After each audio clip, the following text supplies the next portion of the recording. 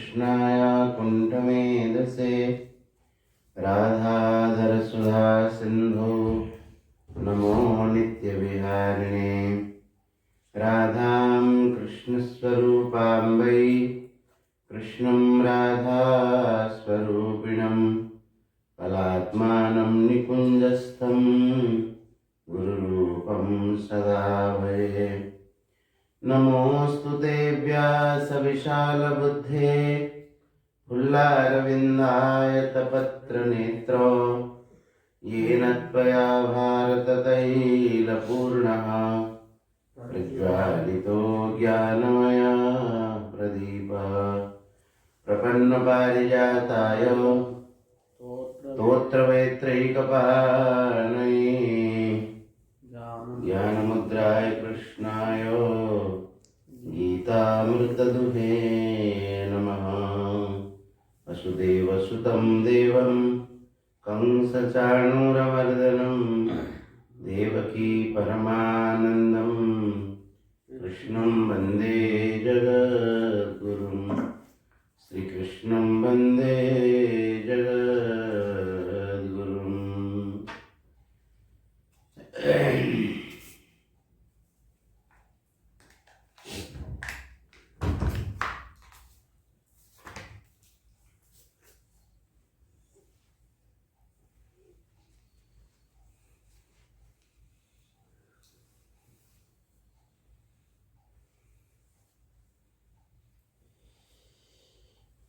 गीता चर्चा के क्रम में हम लोग 7वें अध्याय में पहुंचे हैं। भगवान ने कहा कि भगवान को न जानने का एक प्रमुख कारण है इच्छा द्वेष समुत्थेन द्वंद्व मोहेन भारत सर्वभूतानि सम्मोहम सर्गे जानति परंतप। इच्छा माने राग और द्वेष, राग द्वेष से उत्पन्न द्वंद्व और इस द्वंद्व से मोह और द्वंद्व मोह से मोहित होकर के सब प्राणी अनादिकाल से मूढ़ता को प्राप्त हो रहे हैं, अर्थात जन्म मृत्यु के चक्र में पड़ रहे हैं। अब भगवान कह रहे हैं येषां त्वन्तगतं पापं जनानां पुण्यकर्मणां ते द्वन्द्व मोह निर्मुक्ता भजन्ते मां दृढव्रताः। येषां तु अंतगतं पापं जनानां पुण्यकर्मणां, येषां पुण्यकर्मणां जनानां पापं अंतगतम, जिन पुण्यकर्मा मनुष्यों का पाप अंतगत हो चुका है। अंतगत हो चुका है माने नष्ट, संपूर्ण समाप्त हो चुका है। वे कैसे होते हैं? कहते ते द्वंद्व मोह निर्मुक्ता, द्वंद्व मोह से निर्मुक्त हो जाते, द्वंद्व मोह से मुक्त हो जाते हैं। इसका मतलब पुण्य कर्मा कौन है? जो द्वंद्व मोह से निर्मुक्त हो जाते हैं। जो द्वंद्व और मोह से निर्मुक्त है वही पुण्य कर्मा है भगवान के हिसाब से। और पाप कर्मा कौन है? द्वंद्व मोह से जो युक्त हैं। कहते हैं कि जिनके पाप अंतगत हो गया है उनका एक सबसे बढ़िया लक्षण है भजन्ते माम दृढ़व्रताः, वे दृढ़व्रती होकर के मेरे भजन में लगते हैं। इसका मतलब भगवान के भजन में लगने वाले ही असल में पुण्य कर्मा है। नहीं तो पुण्य क्या है? भगवान की सम्मुखता, भगवान का भजन ही पुण्य कर्म है। और पाप भगवान से विमुख होना ही पाप है। तो भगवान इसमें कहते हैं, बहुत सुंदर ही श्लोक है, कहते हैं कि जिनका पाप अंत हो चुका है उनका लक्षण है कि वे द्वंद्व मोह से मुक्त होकर के मेरे भजन में लग जाते हैं। द्वंद्व मोह से मुक्त होकर के अर्थात संसार से विमुख होकर के। द्वंद्व मोह से ऊंचा उठना ही है, संसार ही द्वंद्व है। और बार बार आता है ना पंचदश अध्याय में भगवान ने कहा नहीं, द्वंद्वैर्मुक्ताः सुख दुख संगैः गच्छन्त्यमूढ़ा पदमव्ययम् तत्। सुख दुख संज्ञक द्वंद्व से मोहित होकर के अमूढ़ा, जो ज्ञानी पुरुष मोहित मोह से मुक्त, अमूढ़ा तत्पदम अव्ययम गच्छन्ति, उस अव्यय पद को प्राप्त हो जाते हैं। इस प्रकार से भगवान ने दोनों बातें कही। जन्म मृत्यु के चक्र में पड़ने का क्या कारण है? द्वंद्व मोह से द्वंद्व मोह पड़ जाए। इच्छा द्वेष समुत्थेन द्वंद्व मोह। इच्छा द्वेष से उत्पन्न द्वंद्व मोह के कारण संपूर्ण प्राणी जन्म मृत्यु के चक्र में पड़ रहे हैं। और जन्म मृत्यु के चक्र में निकलने का क्या उपाय है? द्वंद्व मोह विनिर्मुक्ता, द्वंद्व मोह निर्मुक्ता माम भजन्ते, दृढ़ प्रति होकर के मेरे भजन में लगे हुए हैं। इस प्रकार से कहने के बाद अब भगवान पहले जो 7वें अध्याय के आरंभ में ज्ञानम तेहम सविज्ञानम इदम वक्ष्यामि अशेषतः कहा था ना, पुनः स्मरण करो उन बातों को। और उस समय ये श्लोक भी हमने कहा था, बताया था। तो कहते हैं कि ज्ञानम तेहम सविज्ञानम इदम वक्ष्यामि अशेषतः, संपूर्णता से मैं ज्ञान और विज्ञान के विषय में कहूंगा। यज्ञात्वा नेह भूयोन्य ज्ञातव्यम अवशिष्यते, जिसको जानने के बाद फिर कुछ जानना बाकी नहीं रह जाएगा। अब भगवान कहते हैं उस ज्ञान विज्ञान को भगवान कहना शुरू करते हैं।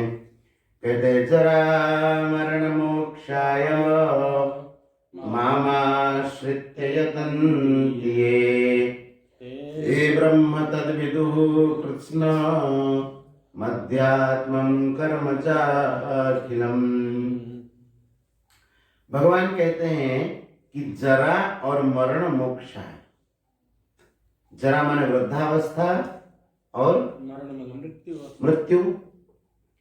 तो प्राय जगह तो जन्म मृत्यु से मुक्त होने के लिए कहते हैं, यहाँ लेकिन कहा कि जरा और मरण। जरा मरण इसलिए कहा है कि जन्म तो हो ही चुका है ना, जन्म तो हो ही चुका है, इसलिए भगवान ने जन्म और मृत्यु से रक्षा पाने के लिए नहीं कहा, जरा और मृत्यु से मुक्ति पाने के। आप कहेंगे कि जो इन तत्वों को जान जाते हैं, क्या उनके शरीर में जरावस्था नहीं आती है? क्या वे मरते नहीं, उनका शरीर मरता नहीं? फिर भगवान ने कहा कि मुक्ति पाना क्या है?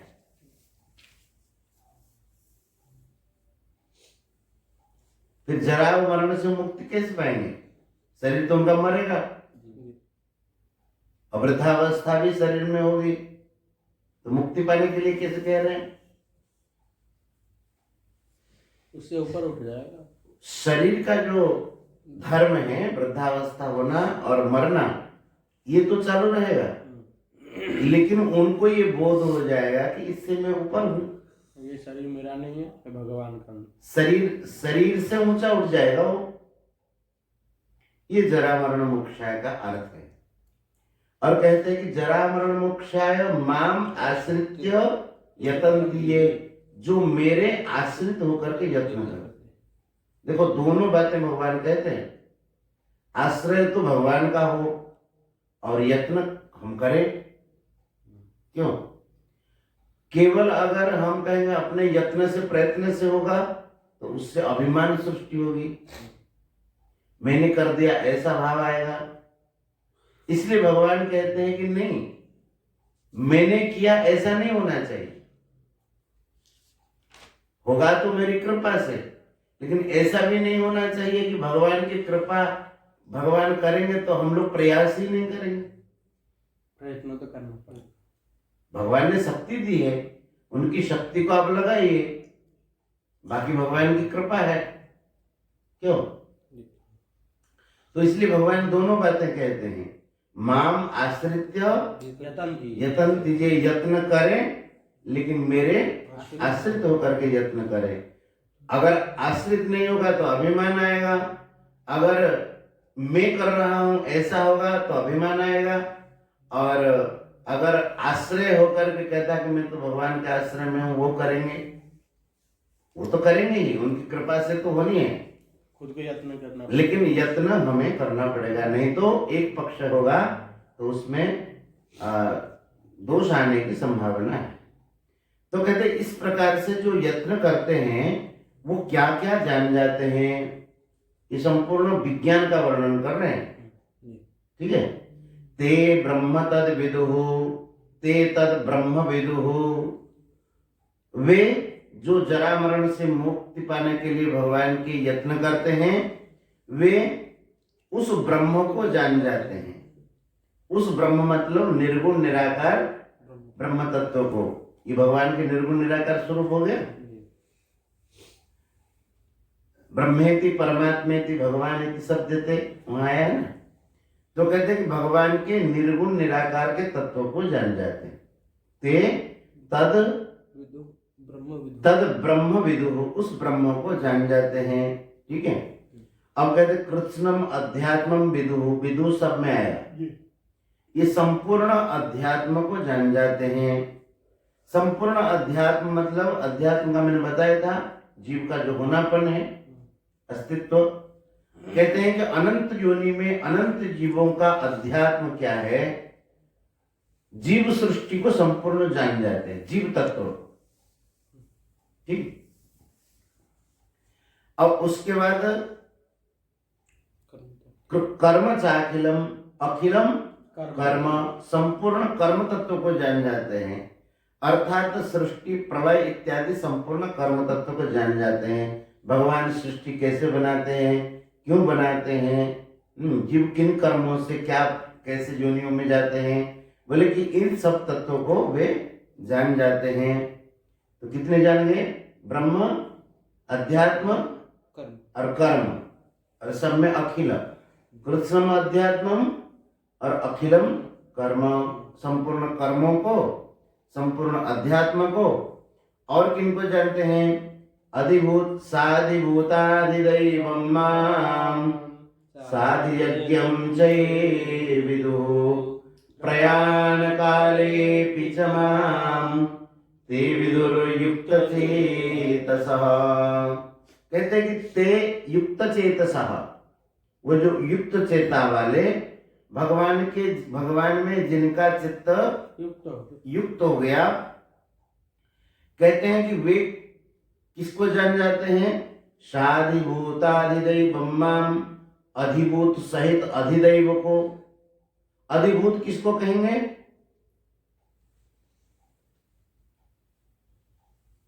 आगे के श्लोक में आया देखो, अधिभूतम क्षरो भावः, अधिभूत किसको कहेंगे, अक्षर भाव होगा, अधिभूतम क्षर भाव, जो क्षर भाव माने जो क्षरणशील है, जो विनाशी चीज है, जैसे हम जो भी देख पाते हैं, वस्तु, व्यक्ति, सारे के सारे ये जितने भी जो भी दिखाई देता है संसार में, जितने भी क्षर भाव है, जिसको अपरा प्रकृति के नाम से भगवान ने कहा है, उस अधिभूत को भी जान जाते हैं। बात समझ में आई, संपूर्ण जड़ पदार्थों के सार को जान जाते हैं, तो अधिभूत हो गया। और साधिभूताधिदैवं मां, अधिभूत सहित अधिदैव को, अधिभूत को जान जाते, ये तो समझ में बता गई। और अधिदैव को जान जाते हैं, अधिदैव मतलब हाँ, पुरुषश्चाधिदैवतम, पुरुषश्चाधिदैवतम अर्थात ये ब्रह्मा जी के सहित संपूर्ण देवताओं के तत्वों को जान जाते हैं। देखिए हमारे शरीर में भी सब देवताएं तो हैं, नेत्रों के देवता अलग है, हाथों के देवता अलग है, बुद्धि की देवता अलग है, चरणों की देवता अलग है, सबके अलग अलग है, कानों के अलग है, सब इंद्रियों में अलग है। इंद्रियादि समस्त देवताओं के कारण इंद्रियादि तो सब सक्रिय हो रहे हैं, और उन देवताओं के प्रमुख जो है ब्रह्मा जी। ठीक है, ब्रह्मा के जो अधिदैव कहा ना, तो ब्रह्मा के सहित संपूर्ण देवों को जान जाते हैं, संपूर्ण देवताओं को जान जाते हैं। अधिदेव का हो गया। और उसके बाद साधियज्ञम, अधियज्ञ को जान जाते हैं। साधियज्ञम माम, अधियज्ञ के सहित मुझे जान जाते हैं। अधियज्ञ का भी बताया है, अधियज्ञो अहम एव अत्र देहे देहव्रतांबर, इस देह में अधियज्ञ मैं ही हूं, अर्थात जो भगवान का सगुण निराकार स्वरूप है। सगुण निराकार ईश्वर सर्वभूतानां हृदय से अर्जुन तिष्ठति, दिखते तो है नहीं आकार के रूप में, लेकिन भगवान विराजमान है। तो ये सगुण निराकार स्वरूप भगवान का, जो कि अंतर्यामी स्वरूप है। समझ में आई? ये है अधियज्ञ। और माम के अर्थ में सगुण साकार, भाई भगवान श्री कृष्ण खुद ही तो कह रहे हैं। तो अधियज्ञ को जान जाते हैं और मुझे जान जाते हैं। तो भगवान के कितने रूप हुए? ब्रह्म, अधियज्ञ और माम, कितने हो गए? तो भगवान के तीन रूप ही प्रसिद्ध है, सगुण निर्गुण निराकार, सगुण निराकार और सगुण साकार। जहां भी वर्णन आएंगे इन तीनों रूपों का ही आएगा। ठीक है। उसके बाद ते युक्त चेतसा प्रयाण काले अपि माम विदो, वे युक्त चेता वाले प्रयाण काल में, माने अंत समय में, माम विदु, माम विदु माने मुझे जान जाते हैं। भगवान देखो यहाँ एक संकेत देते हैं। पूर्व षष्ठ अध्याय में, षष्ठ अध्याय के अंत में योग भ्रष्ट का वर्णन किया है। क्या है? योग से भ्रष्ट हो जाते हैं। योग भ्रष्टों का वर्णन करके अंतिम श्लोक क्या कहते हैं भगवान? योगिनामपि सर्वेषां मदगते मार्गेणान्तरात्मना श्रद्धावान् भजते यो मां समयुक्ततमः। योगिनामपि सर्वेषां मदगतेन अंतरात्मना श्रद्धावान भजते यो मां समयुक्ततमो मतः। भगवान कहते हैं कि मेरे मत में युक्ततम है, जो श्रद्धा पूर्वक मेरे भजन करते। भगवान यहाँ कहना चाहते हैं कि अंत काल में वे मुझे जान जाते हैं। और जो भगवान को जान जाता है वो कहाँ जाएगा? भगवान को प्राप्त होगा। इसका मतलब भगवान परोक्ष रूप से बता ही दे रहे हैं कि मेरे आश्रित होकर के मेरे भजन में लगने वाला योग भ्रष्ट होता ही नहीं, मुझे ही प्राप्त होता है। समझ में आई बात?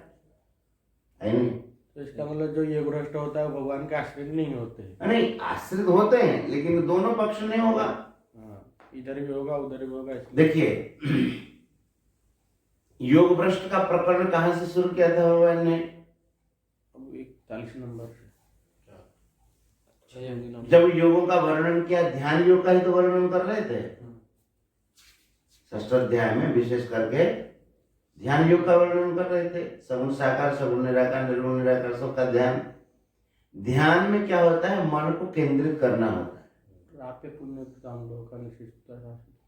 और मन को केंद्रित करना होता है। और उसमें मन अगर उस समय व्यथित हो जाए, विचलित हो जाए तो योग भ्रष्ट हो जाता है। तो अर्जुन ने पूछा, बोले कि अयति श्रद्धयोपेतो योगाचलित मानस अप्राप्य योग संसिद्धिम काम गतिम कृष्ण गच्छति चंचलनी मना कृष्ण। अच्छा पूछा नहीं था?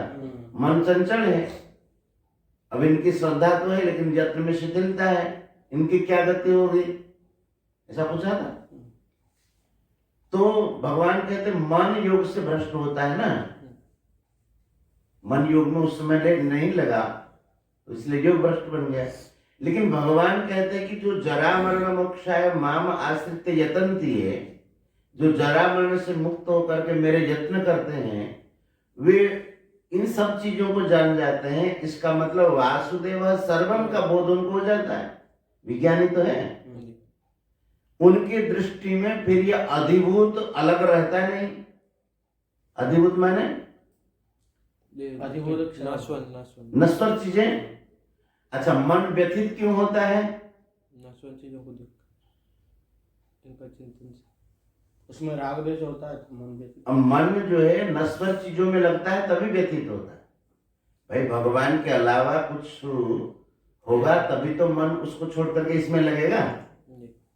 तो यहाँ कहते हैं कि जब भगवान के अलावा कुछ नहीं है उसकी दृष्टि से, किसके, ये जो जरा मरण मोक्षाय मामाश्रित यतन्ति है, और वो सब तत्वों को जान जाता है, उनका मन व्यथित कहां से होगा और कहां जाएगा?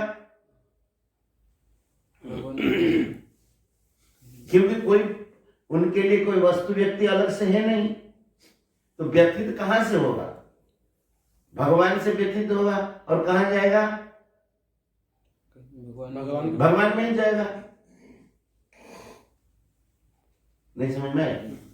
भगवान के अलावा और कुछ है ही नहीं उनके मन में। तो कहते हैं कि ऐसे जो मेरे भक्त हैं वासुदेव सर्वम का बोध करने वाले, वो योग भ्रष्ट होते नहीं, क्योंकि ये उत्तम सिद्ध कोटि के भक्त हो गए ना। और सिद्धों में भी कश्चिन माम, ये जो कश्चिन माम यही है तत्वतः व्यक्ति। बात समझ में आई कि नहीं? सिद्धों में अनेक प्रकार से सिद्ध हो सकते हैं और वे योग भ्रष्ट हो सकते हैं, लेकिन कश्चिन माम व्यक्ति तत्वतः, कोई एक मुझे जानता है, ये जो भगवान कहते हैं वो कोई एक में यही है। कौन? जिसको वासुदेव सर्वम का बोध है वही है। तो भगवान कहते हैं ऐसे जो उत्तम कोटि के वासुदेव सर्वमिति समहात्मा सुदुर्लभ, ऐसे जो महात्मा है, तो प्रयाण काले ते युक्त चेतसः माम विदुः, प्रयाण काल में वे मुझे ही जानते हैं। इसका मतलब वे योग भ्रष्ट होते ही नहीं। समझ में आया? इसका मतलब जिनकी दृष्टि में भगवान के अलावा और कुछ होता ही नहीं है, तो उनका मन भगवान को छोड़कर कहां जाएगा और क्यों जाएगा, कैसे जाएगा? जैसे हर जगह बर्फ ही बर्फ हो और एक बर्फ के टुकड़े में एक बर्फ के और एक बर्फ के टुकड़े को हम छुपा रहे हैं, तो किसके पीछे छुपा है? बर्फ के टुकड़े में। तो बर्फ ही तो दिखेगा, क्या और कुछ दिखेगा? बर्फ के अलावा कुछ नहीं है तो बर्फ ही दिखेगा। उसी प्रकार से भगवान के अलावा कुछ नहीं है उनकी दृष्टि में, तो अंत समय में और किसका स्मरण आएगा? कुछ तो है नहीं उसकी दृष्टि में। इसीलिए भगवान कहते हैं प्रयाण काले की चमाम ते विदुर युक्त चेतसः, वो वे युक्त चेतता वाले प्रयाण समय में मुझे ही जाने। समझ में आई बात? देखो इसमें सब बातें कह दी। आप लोग थोड़ा सा ध्यान दीजिए। वेद व्यास जी महाराज जब समाधि में देखते हैं तो क्या देखते हैं? 5 चीजों, 5 की 6, 5 अपश्यत पुरुषम पुरुष, एक भगवान के तत्व को देखते हैं और जीव तत्व को देखते हैं, माया को देखते हैं, माया में जीव कैसे फंसा है इस तत्व को देखते हैं, और कैसे मुक्त होगा इस तत्व को देखते हैं। ये देखते हैं, संपूर्ण सारे इसके अंतर्गत है। यहां देखिए कहते हैं अपश्यत पुरुषम पूर्वम, परम पुरुष परमात्मा को देखते हैं। तो परमात्मा के तीनों रूपों का वर्णन कर दिया। और कौन सा? निर्गुण निराकार, सगुण निराकार, सगुण साकार।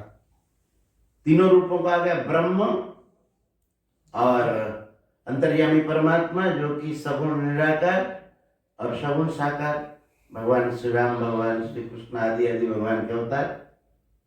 तो अपश्यत पुरुषम पूर्वम वाला हो गया,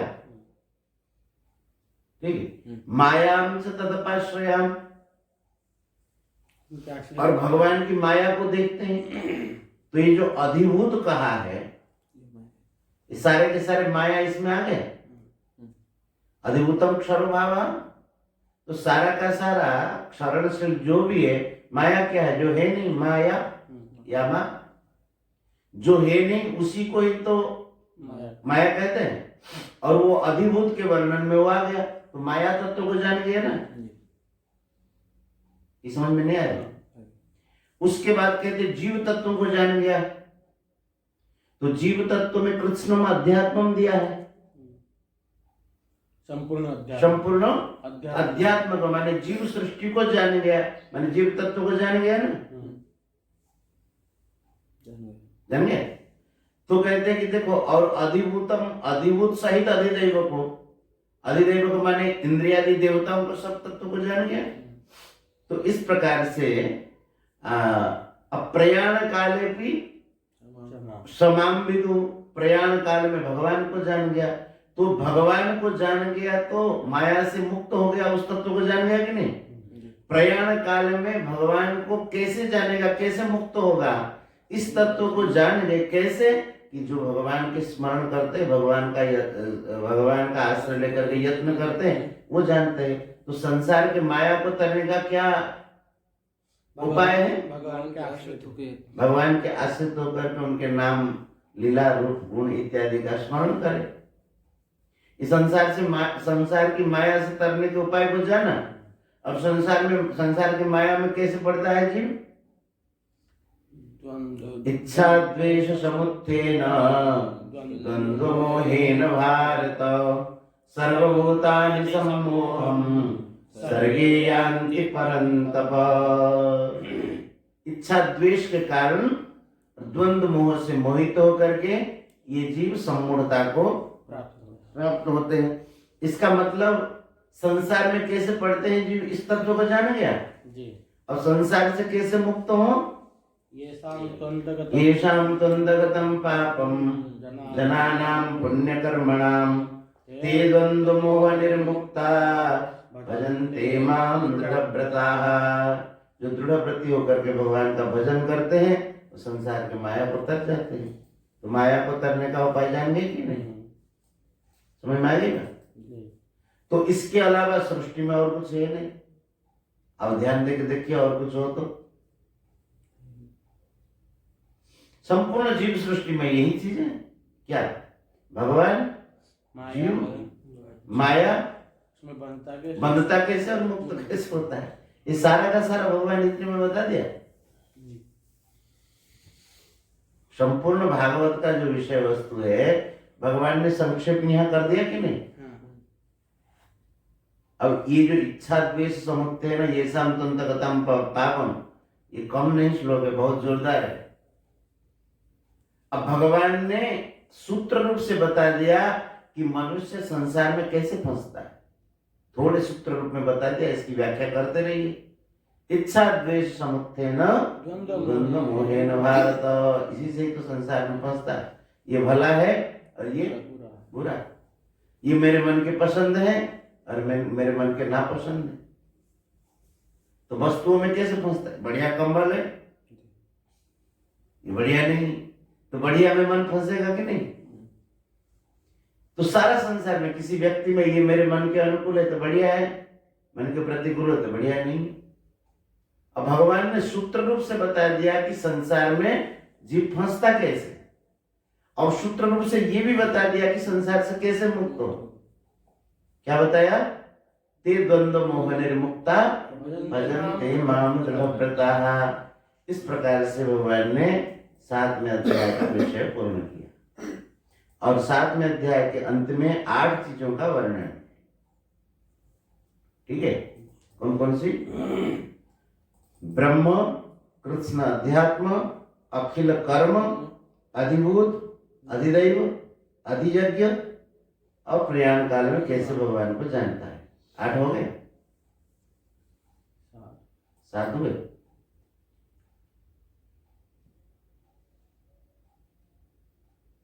ब्रह्म है, पुरुष, अधियज्ञ, गिनो। ब्रह्म, कृष्ण अध्यात्म, अखिल कर्म, अधिभूत, अधिदैव, अधियज्ञ, और प्रयाण काले विचमाम देवी।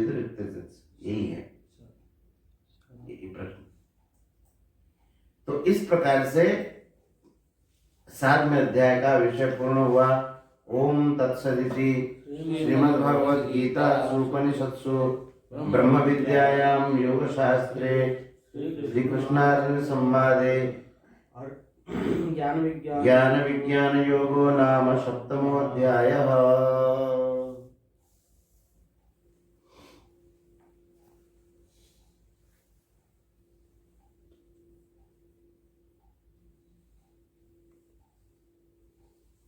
ठीक है,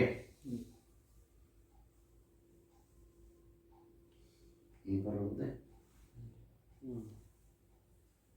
और इसमें कोई बात समझ में ना आए तो पूछो।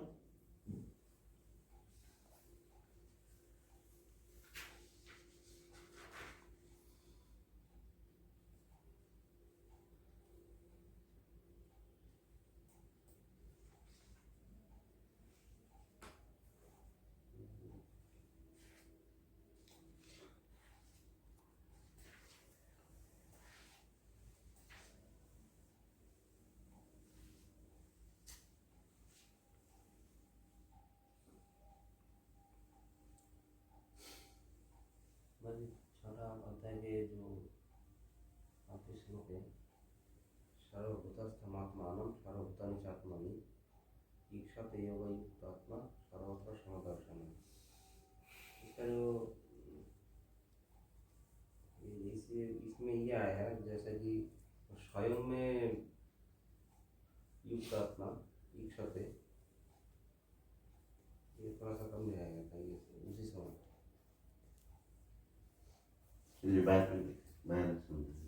इस विषय में कोई समझ में ना आया, ये जो चर्चा है समझ में आई बात नहीं, पुनः जाकर देखना है। बातों को अपना करने के लिए जब चर्चा हो तुरंत छोड़ देने से फिर भूल जाओ। उन बातों को जाकर के फिर देखो, फिर देखने से वो जो कही हुई बातें स्मृति में आ जाएगी और धारणा में आ जाएगी। हम लोग क्या पढ़ते तुरंत फिर छोड़ देते, फिर गुरु जी कल पढ़ाएंगे लगता है, तो फिर वो बातें बैठ गए। गोविंद जय जय गोपाल जय जय गोविंद जय जय गोपाल जय जय राधारमण हरि गोविंद जय जय राधारमण हरि गोविंद जय जय गोविंद जय जय गोपाल जय जय गोविंद जय जय गोपाल जय जय राधारमण हरि गोविंद जय जय राधारमण हरि गोविंद जय जय श्री राधारमण हरि गोविंद जय जय राधारमण हरि गोविंद जय जय वृंदावन में हरि लाल की जय। श्री राधा रानी की जय। श्रीमद् भगवत गीता मैया की जय। जय जय श्री राम।